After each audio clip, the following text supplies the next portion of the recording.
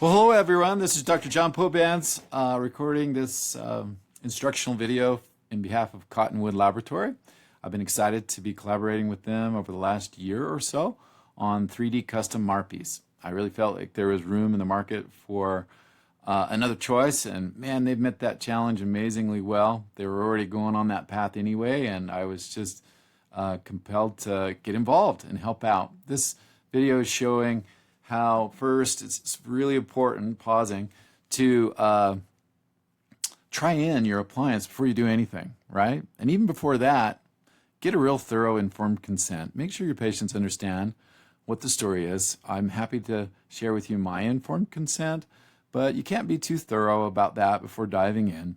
And yes, as good as we are at fabricating these now, occasionally there is something that perhaps was distorted. So before you start messing around in the mouth, it's a really good idea to try it in and make sure you don't have to manage the appointment a different way or reschedule it. But I can honestly say we haven't had very many of those happen. Brandon and his team have done an amazing job.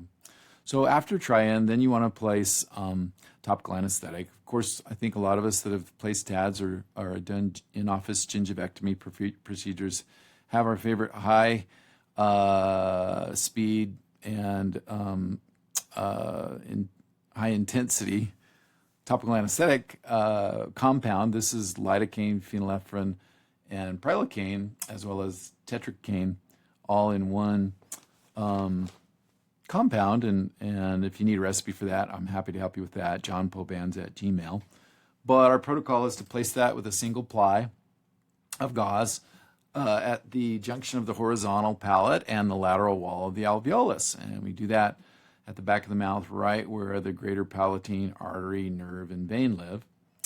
Yeah, I think right here I show that to you. Yeah, we're pointing out that spongy tissue where the greater palatine artery, nerve, and vein exits the greater palatine foramen, distal to the second molar, and then it travels mesial in that little trough. That trough has a lot of variability and depth, but it's a great place to do an injection because it's soft. The other areas of the palate are keratinized tissue, and it can be really uncomfortable to inject otherwise. So I really like to, for MARPEs, just do a block, right? And inject a full half carpule of anesthetic into that area. We intentionally keep it off of the soft palate, as me pointing out with this spatula. We really don't want the soft palate to, experience local anesthetic, kind of drifting into that. It tends to make the patient really uncomfortable, sputter, makes them feel like they're going to choke. So it's a good idea just to really control that with the gauze.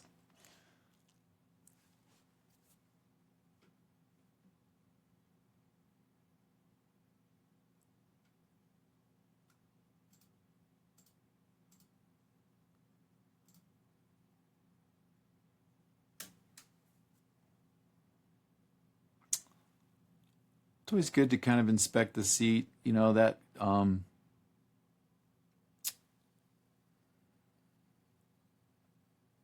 yeah, this is now showing that application of anesthetic gel on a single ply of gauze, getting ready to put it in the palate. And it's just a small amount. This is a great trick taught by lots of TAD teachers over the years. And it's a good idea to do it everywhere. Any TAD insertion can essentially use the same technique. I like to use the Nola cheek retractors, and you can see how we're putting it there. And the protocol is to give it a full 2 minutes and then wipe it. Don't rinse it. If you rinse it, you're just going to have material flow onto the soft palate and create that uncomfortable sensation of the soft palate being numb. Wipe, don't rinse. And if you were going to do a gingivectomy in the anterior and you've placed this, 5 to 5, you'd wait another 6 or 7 minutes or so. If you're just going to give an injection, a good 2-minute timeline would be adequate.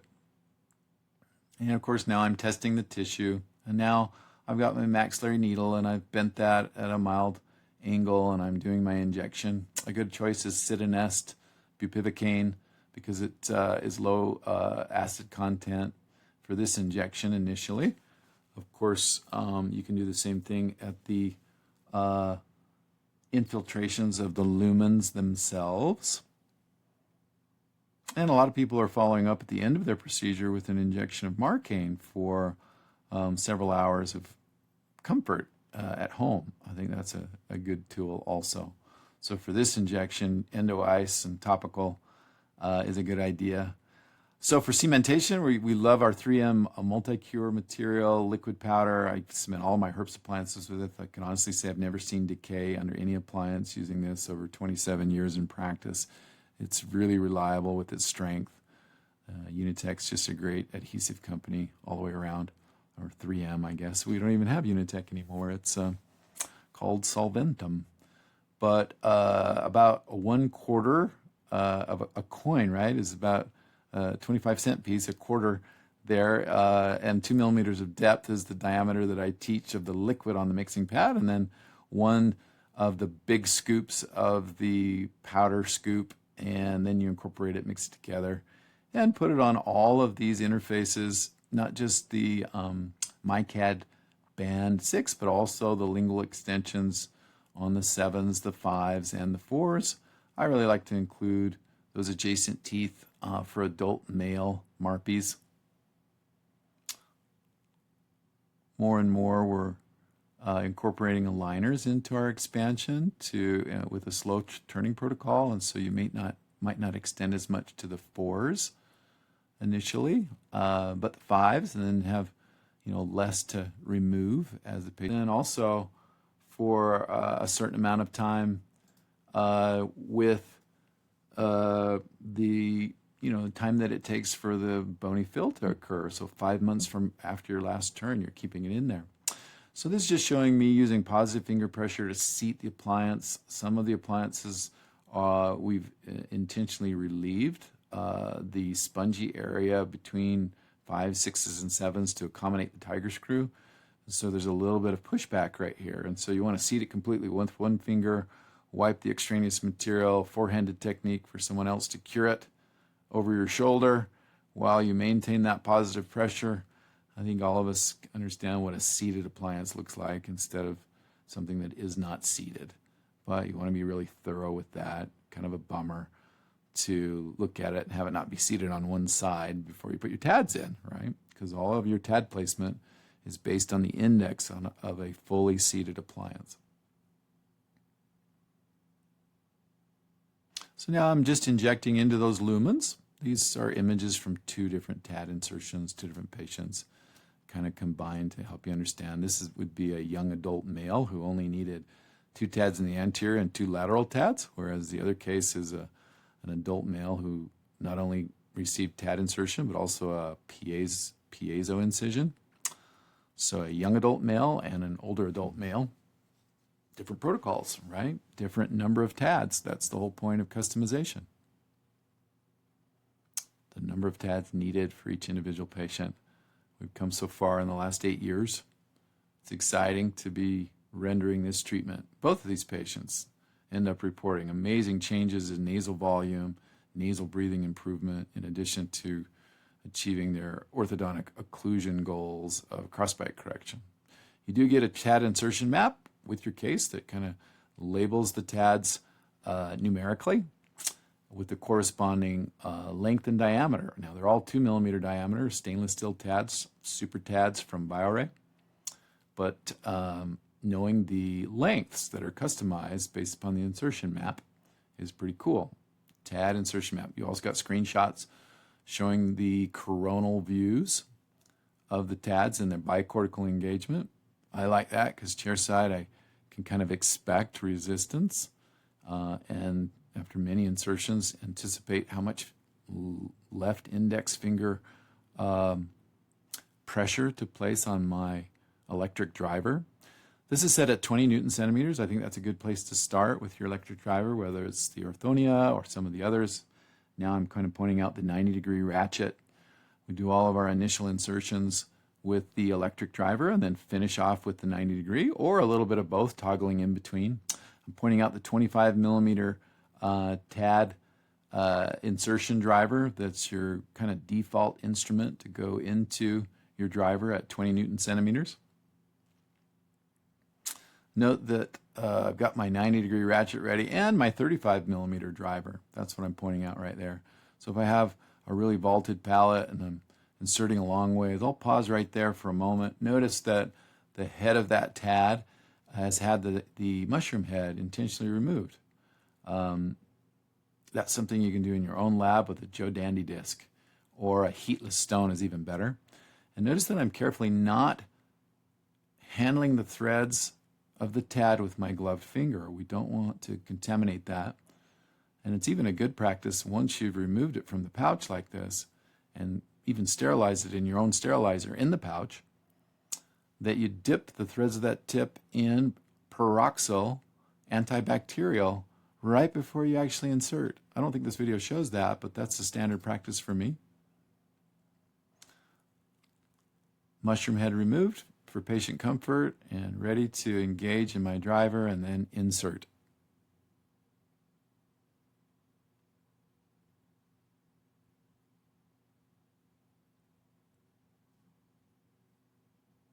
This shows me actually engaging the head of the driver, carefully getting it fully seated, then using my left thumbnail to pull it out of the sterilization pouch. Now I'm approaching my first insertion. And right here, I like to teach, okay, pause, kind of do a 360, because the lumen has a slightly different diameter than the tad itself, like 1/10 of a millimeter, or maybe 2/10. So you want to make sure that your tad is directly in the center of that lumen, not on some sort of tiny angle. Later during the insertion, you don't want the shaft of the screw to bind with the internal walls of the lumen at all. So it's a good practice to kind of do a little rotation around that whole diameter circumference, and then also find the center point and visualize that your shaft of your screw is parallel with the internal walls of that lumen. Then, with continuous positive pressure on my left index finger, I have not done any pilot hole drilling here at all. I'm finding my angle and then guiding that at 20 Newton centimeters to hopefully about 1 millimeter to 1.5 millimeters of gap between the end of my insertion driver tip and the framework, right? I'm visualizing that and I'm thinking to myself right now, okay, I don't want to over tighten this.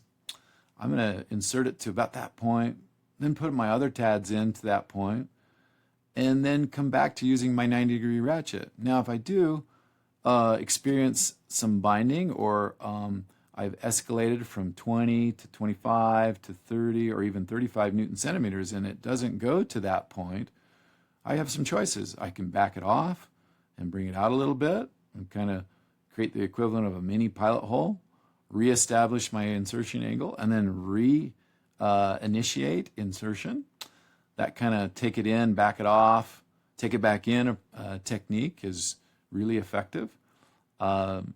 With BioRay stainless steel screws especially, and kind of the preference for not using pilot holes unless I encounter a really thick shelf of palatal bone of 10 millimeters more or deep or greater is what I'm trying to express, or maybe a torus that I'm trying to navigate. Well, then I might use a pilot hole. But in general, for normal palatal shelf depths of 6, 7 millimeters or less, really I'm finding with these awesome stainless steel screws, I don't really need to. And if I'm using the techniques that I'm showing, I just don't have to do it as a default. It's more of an exception. So that's really nice. It makes the procedure quite a bit more efficient. And usually I can complete a MARPE insertion in less than an hour with 8 tads or less. And of course, less tads gets done sometimes in as quick as 30 minutes. So I'm taking it down to that 1 to 1.5 millimeter gap, and then I'm going to pause, remove my driver tip from the tad, and do my other insertions, and then come back with a ratchet.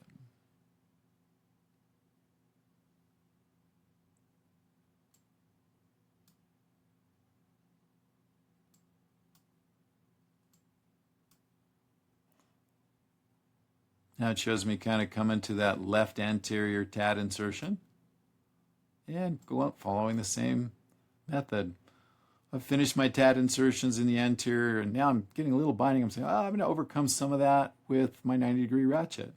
Being careful not to introduce too much wobble, and there's really no prize for going too fast with this ratchet. Take it real slow, do 1 click per turn, and just be really careful about insertion torque that you're delivering.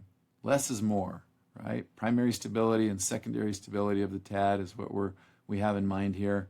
It doesn't have to be a race to get these TADs into place.